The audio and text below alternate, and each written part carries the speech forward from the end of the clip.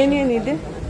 ತಿಂಡಿ, ಬಜೆಗೋಳಿ, ಗೋಳಿ ಬಜೆ, ಬಟ್ಲೆ ಅವಲಕ್ಕಿ, ಉಪ್ಪಿಟ್ಟು ಅವಲಕ್ಕಿ, ಅವಲಕ್ಕಿ ಮೊಸರು, ಇಡ್ಲಿ ಸಾಂಬಾರ್, ವಡ ಸಾಂಬಾರ್, ಇಡ್ಲಿ ವಡ, ನೀರು ದೋಸೆ, ಪೂರಿ ಬಾಜಿ, ಪಲಾವು, ಬನ್ಸ್, ದಹಿ ವಡ, ಬಿಸ್ಕೆ ರೊಟ್ಟಿ, ಸಂಗೀರ, ಕಾಶಿ ಹಲ್ವಾ.